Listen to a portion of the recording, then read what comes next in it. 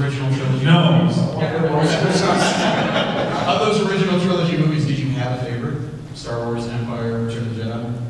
I probably as a child I didn't, but They all run together. Later I've grown to love Empire Strikes Back a lot. Because it's so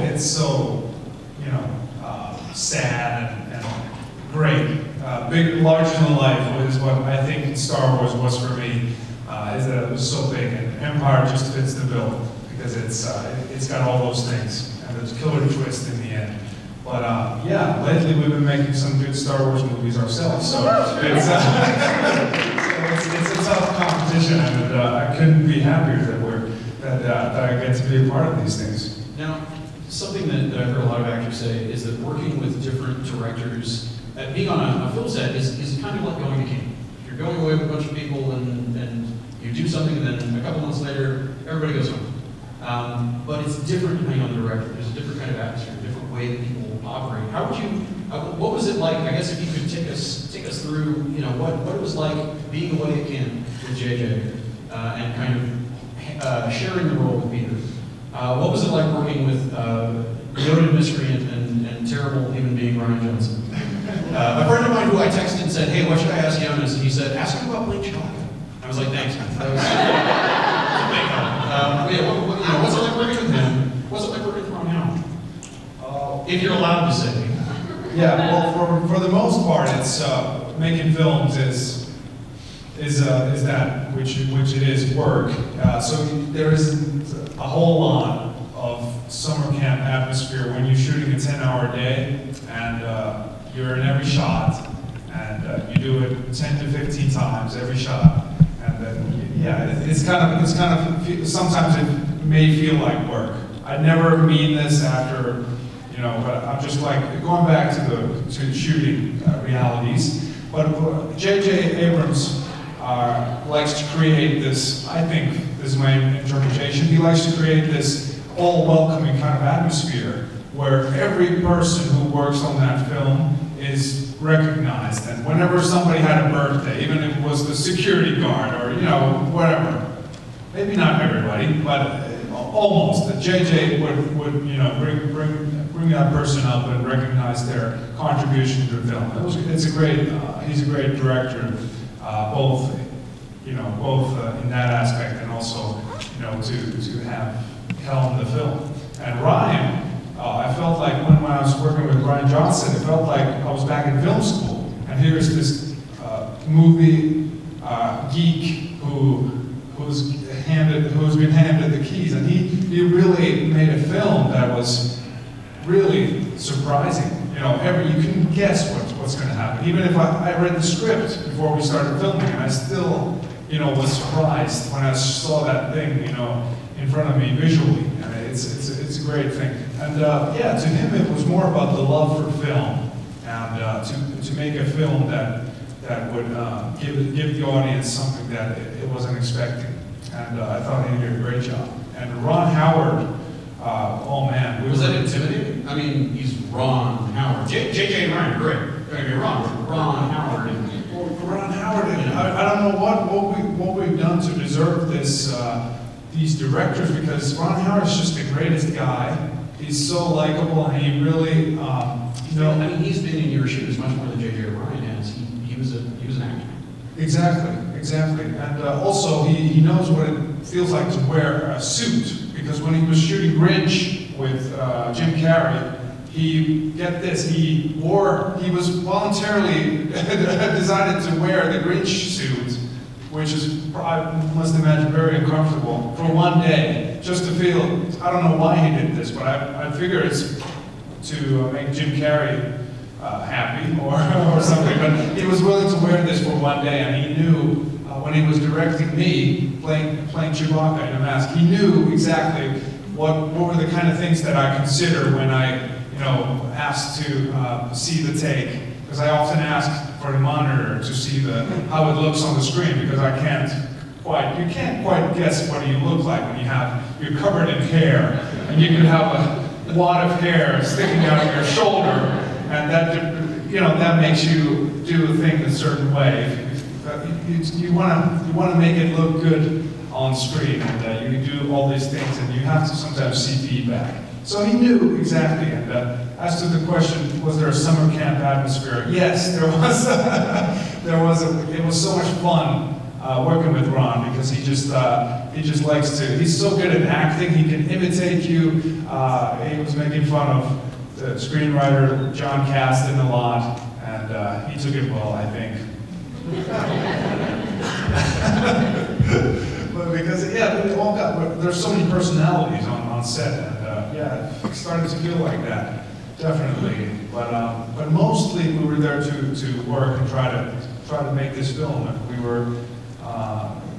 It took some time, but we finally, I think, in a month's time, we're going to see just how awesome job everyone did. Yeah, and I feel like everybody knows that there was a director change on Solo.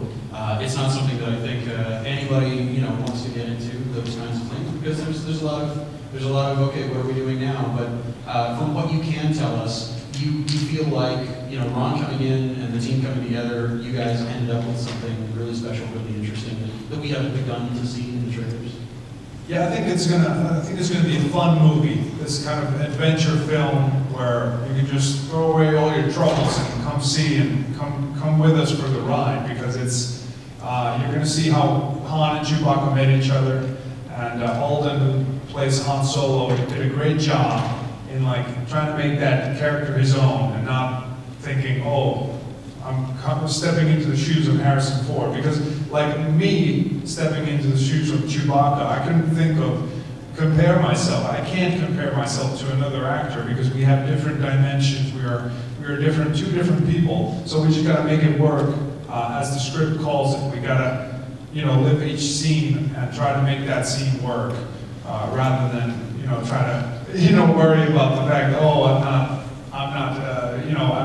I don't look the same or something, because we don't. With Peter, we have differences, but you gotta like Alden did. He did a great job in really trying to live that character through the story. And I think he did a tremendous job. I think again, I was very careful in my preparation to make sure that I would be asking you stuff that you would actually be able to answer. Kathleen Kennedy wouldn't have snipers descend from the ceiling and shoot me for asking. But aside from Alden, was there anybody else in particular in the cast who you got to work with that you really enjoyed working with on camera and in scene that you get to do some fun stuff with? Well, the cast was give me I don't know, the talent among that cast was just amazing. We had Woody Harrelson, who is I'm such a big fan. And he was amazing to work with, because he's like a little kid inside, He's just likes to laugh and have a good time, and it was fun. We were trading our nastiest jokes when we were filming. We can't tell them here. Children in the room, probably. Yeah. And Emilia Clarke was such a mother of dragons. Even on the Star Wars set, because you don't take that all the way off, when you leave the game. I don't think so. I think every role teaches you, and she's just so much fun, and likes to enjoy filming, enjoys filming as much as I do, and it was great fun. And probably the person I was so in awe with was Donald Glover, because here's a guy who can't do nothing wrong. He does everything well. He does everything well. As a musician, as an actor, as a writer, as a producer. Yeah, he's got that JJ energy going about him. He can do it. He does it all. Yeah, annoying. but a great guy. Everyone was here to do a movie, and we got some good laughs going. But of course, I can't participate in the laughing, because I'm here to make a movie.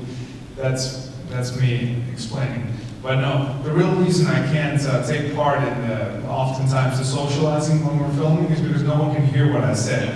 It's always like, I just choose to shut up, because it's like everyone else is laughing, and here comes Joonas. Joonas, we can't hear you. That was JJ's favorite line we were shooting at. I don't know what you just said, but we're just gonna go again. And also, hey Joonas, does your name mean slowness in Finnish? Yeah, because I was walking slowly across to the top of the ramp, and he wanted me to speed it up a little bit. Yeah. Directing through bullying. Yeah, it's yeah, the knives, they never really go away, those knives. No, it's okay. On the set, being in that fursuit, I've got to ask, were there any sequences, any shots, anything that required more takes than you assumed because of the complications of having all of that fur to deal with? Carrying John Boyega across the living room of the Millennium Falcon, placing him on a mat bed, sounds like an easy task. But I mean, he weighs 300 pounds. He's enormous. And he had just eaten a big lunch that day. JJ wanted 10 takes. I gave him 11. Yeah, it was something that we did over at least 10 times. I had to carry. Ugh. And it was, that was one of the. But it was fun because we did it in the first few weeks of Force Awakens. So it was like, okay, let's do it. But yeah, it didn't feel like my shoulder didn't like me very much. 2 days after, it was crippled. What was that first day on set with Harrison Ford like? Had you met him before that, or was it very recent to that, or was it the day of? I met him the day of, and I told him, oh, Mr. Harrison, I wasn't even born when you guys made these films. I don't like this guy. Get me somebody older, he said. He's really said that. But he was joking. He had that twinge in his eye, and at least I think so. The security guard took a few steps towards me, and I was like, oh, I think he's joking. It's like, I'm not bringing you action figures to sign, I'm just saying. Exactly. I never did that. I wish I did, though.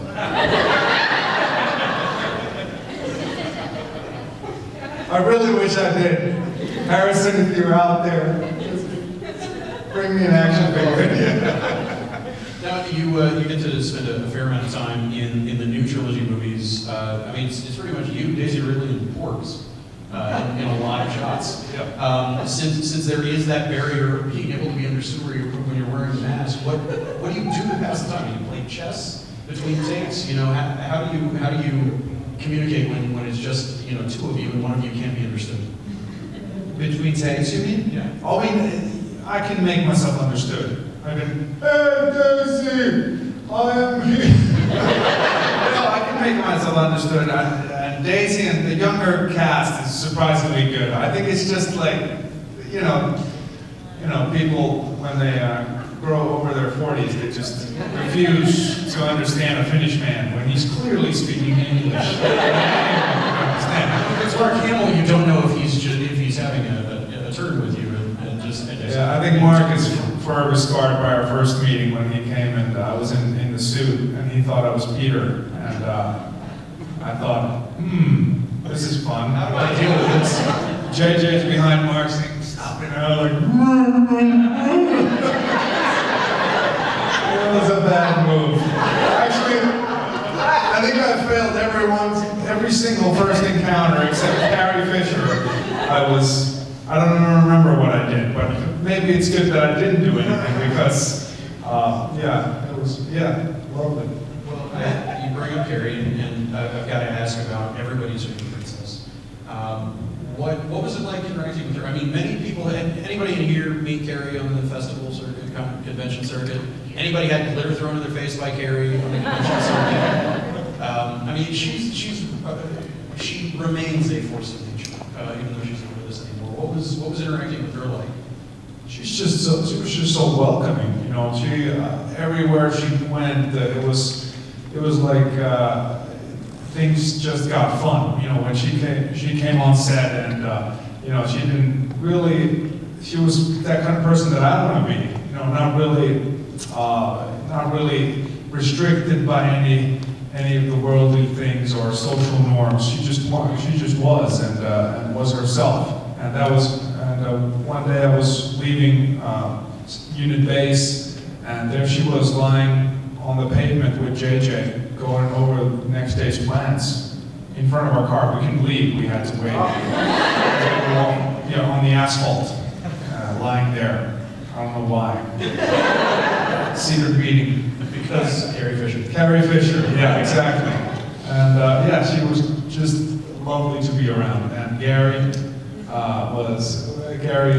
remains the sweetest dog with his tongue hanging out, you know, like Michael Jordan. You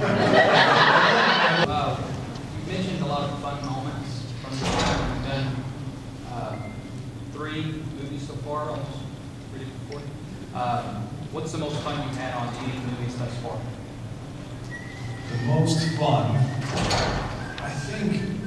I think there are so many good moments. But one of the most fun moments, of course, was, well, I've told this before,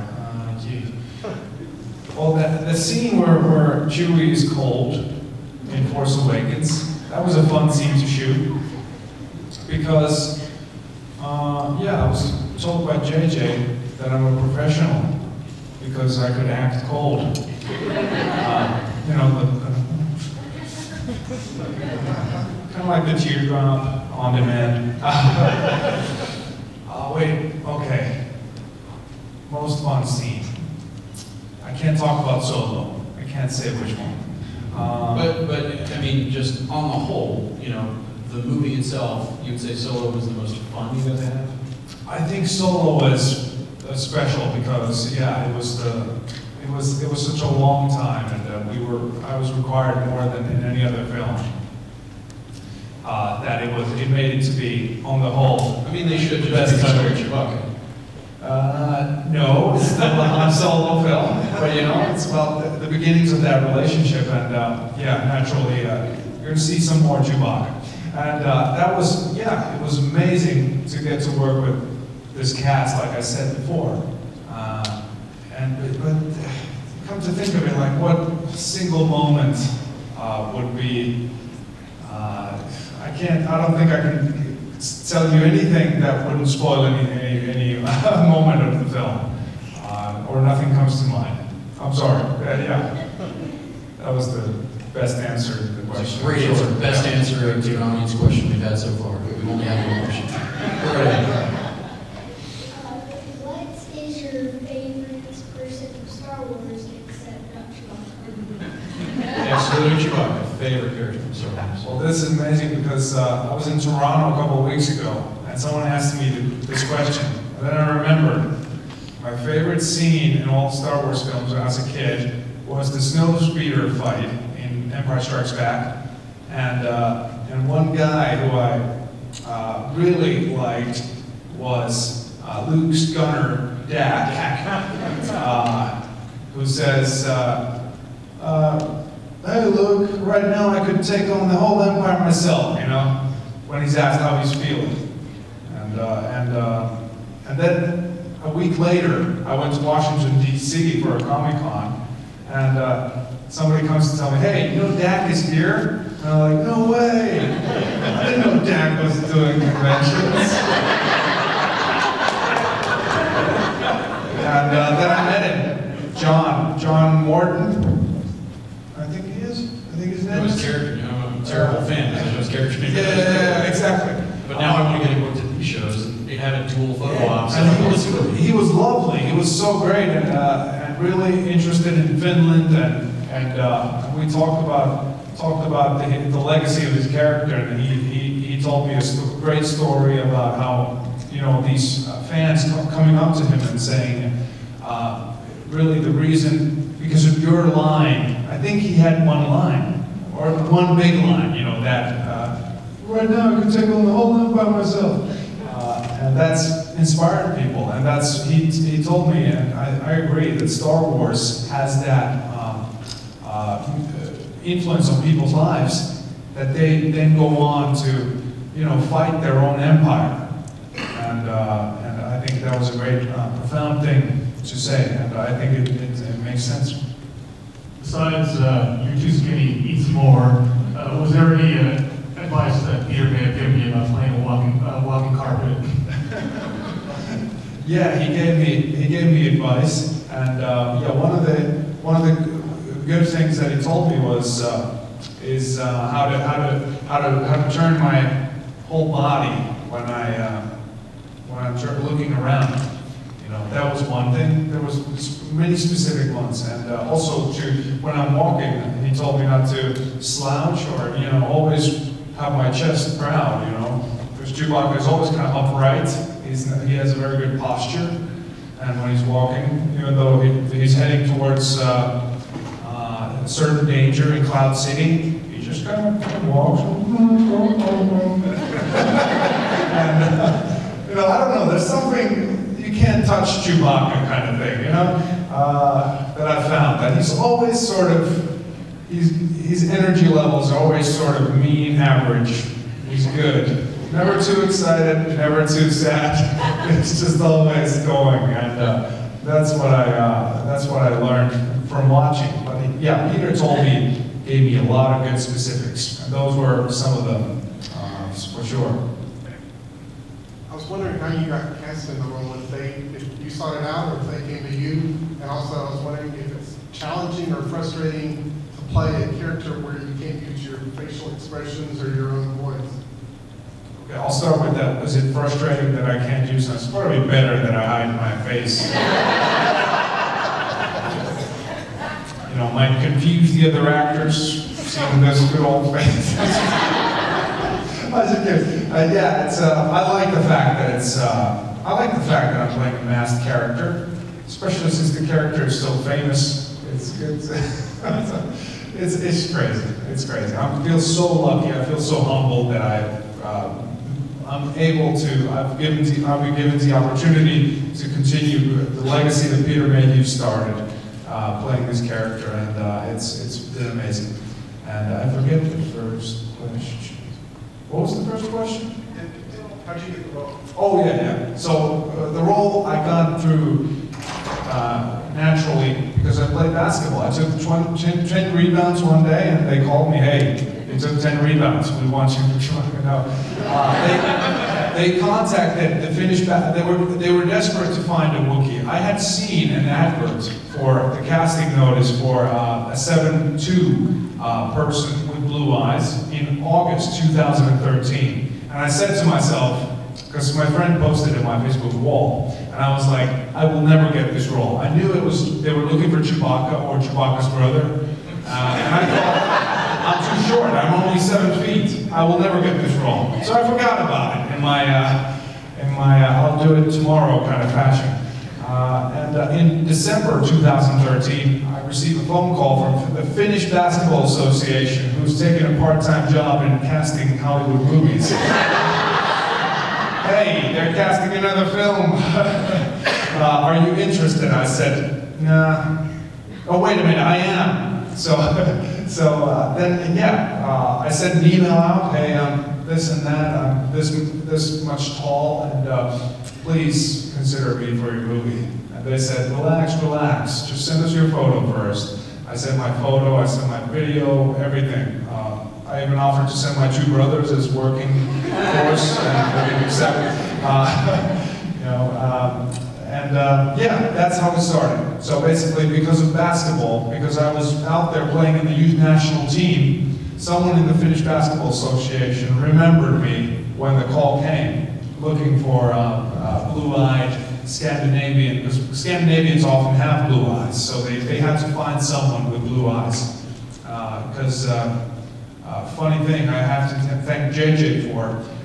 JJ had some trouble with contact lenses, because I thought at first in August 2013 I thought they could just find anyone for the role because contact lenses would make anyone's eyes look blue. But apparently you can't make this kind of light blue that I have with contacts. So is that my phone? That's my public accountant. Hello? But yeah, so I got that to thank for getting the role as well as the Finnish Basketball Association and my 6.8 rebound average. Great. Let's fly away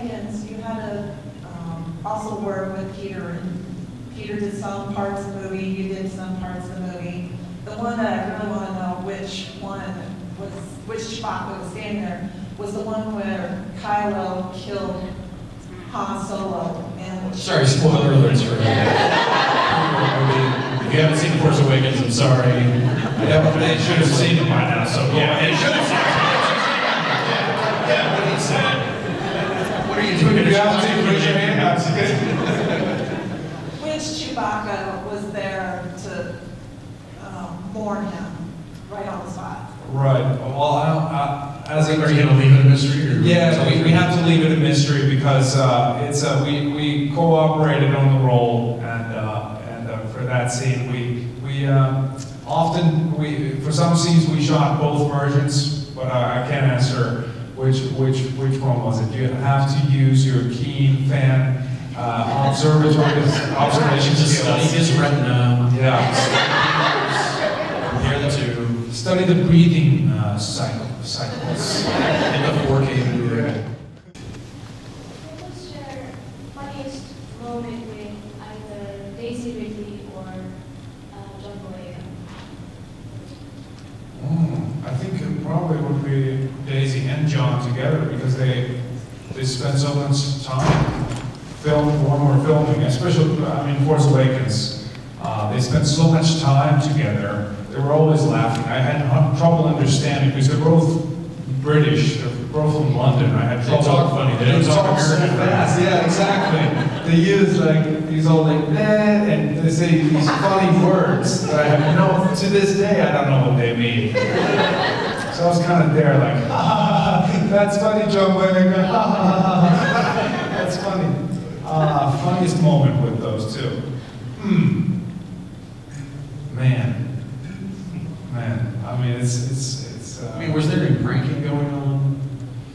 Not really. Not really. Everybody was on their best behavior. Everyone was on their best behavior because everyone was so excited about it. I think. Anybody trip over a line over and over and over again? Yeah. None of that. I mean, that scene was fun where they rescue Daisy. They rescue Rey or they think they're going to rescue Rey, and Rey just kind of rescues herself in Starkiller Base, and it was just kind of a funny moment where Chewie says something like, I don't remember what he says. I can't, for the life of me, I can't remember right now. You can't remember the translation from Wookiees. Exactly. But it's on the Blu-ray. Exactly, yeah, you find it on the Blu-ray. I'm sorry, my analogies are so bad today. I can't remember a single thing. I have to go back to my diary and look it up. I'm so sorry. I'm so sorry. Quick question. You said you didn't get Harrison Ford's autograph, but during the set time, did you ever find or get to take anything home? Did something accidentally make its way into your luggage? It's fine. Wink, wink. Right. I have not stolen anything. You don't even have a I stole my seat back, but after Solo, but then I realized that I was told later that it was yours to take to begin with, so I got away with murder, and I was like, No, yeah, I don't want to steal anything when I know that at some film in the future, so I didn't want to come back onto the set and they're like, hey, so Tom, where's the chair? Hey, who stole Chewbacca's bowcaster? Why do we need that, man? I don't know, but I can bring it back. I know right where it is. It's in the room. Say, I don't want to steal anything. I'm a good boy. I like my job. Good way to keep it. Yeah. Go right ahead. How long did it take you to master the Chewbacca voice? It took me, I think, I wanted to impress Harrison Ford with it. So I think I really realized how to do it like the day before I met him. I was like, but then it took me a lot of time to get it right. That or the British drivers are very harsh critics. Because in Force Awakens I was driven by a different driver every day. Nowadays I ask for one driver because I can't handle all the introductions, every night. But that was good training grounds for my Chewbacca voice. So they all asked me, "So, can you do the Wookiee noise?" Why don't you try? I want to see you do this, Mike. Oh, yeah, give me a nice Wookiee voice, can we? And I was like, okay, here it goes. And they were like, that's pretty good. But nowadays when I do it, I get like good reactions. Let's try on you.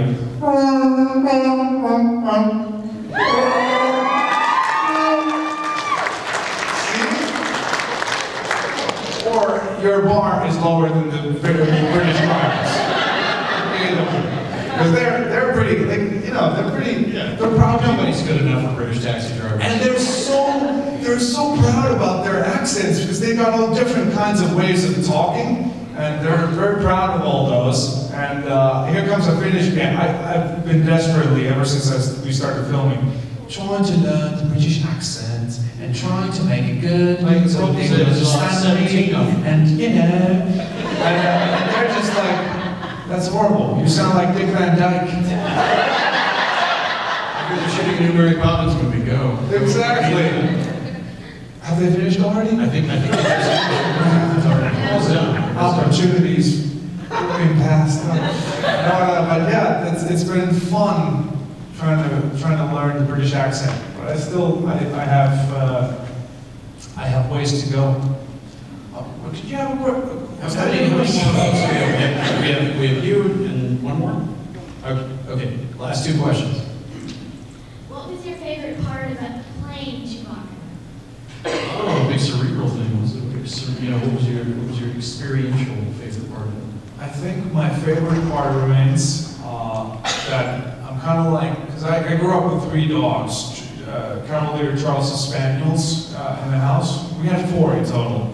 And I always loved the way dogs are, just don't say anything, but they kind of interpret meaning in their behavior. And I just love the fact that I get to be the on-set dog. 7 feet and just kind of. I just love the fact. I couldn't be more happy.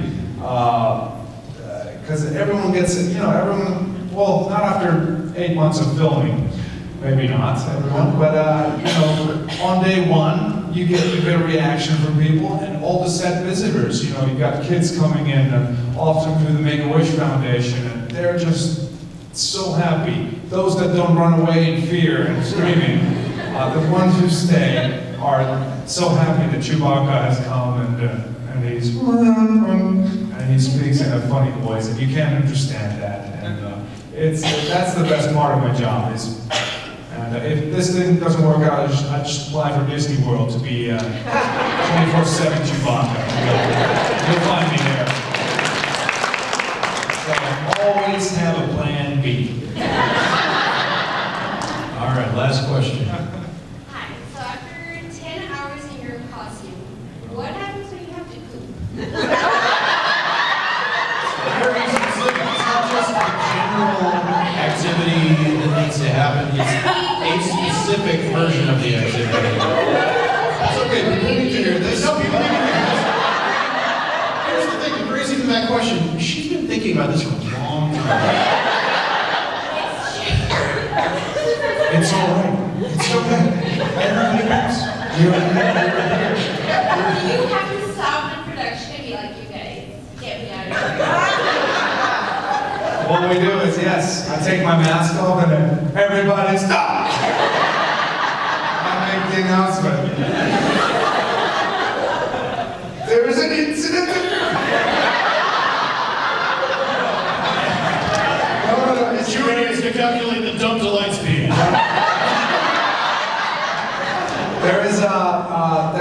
When you're filming, the breaks are usually so long. When you're usually film in lighting setups, so you film everything from this side, and then when you have to switch to this side, you got to change all the lights on the background. So that gives you like an hour's window every time. There's an hour of waiting. What do? Well, you do all the things that anyone would do. Not going to go into specifics. Let's just say there is plenty of time. Well, look, we're going to get another round of applause for Joonas.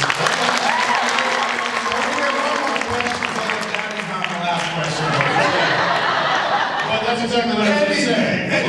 We've got to throw one more question. You had to wait till the last question. So you've had a good experience playing Chewbacca so far. The extra benefits of being able to go out and meet the fans, see all of these people. What has it been like being out on the convention circuit? What is the coolest, weirdest thing that somebody has brought to you to sign? Or most interesting, or oh man, I wish I had that. You know, what really jumped out at you that somebody brought up to you at the table?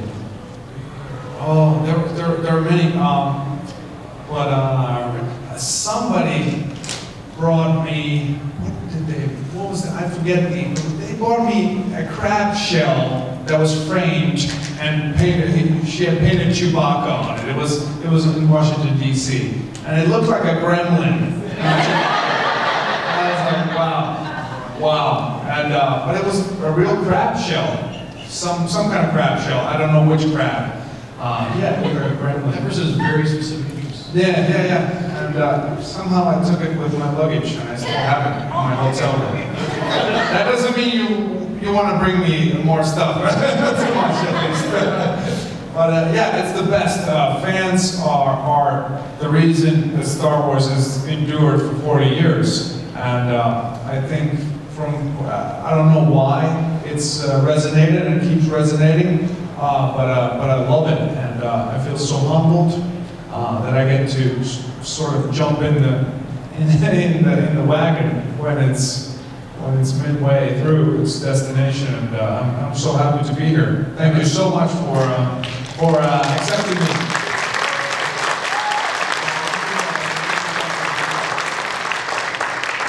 Unfortunately, I won't be back at my table after this. I'm gonna go home to my 2-month-old little baby Chewbacca. His name is Baby Bacca. Now you are going to be here the rest of the weekend. Yes, I'll be here tomorrow. Yeah. Okay. I'm tired after a sleepless night with Baby Bacca.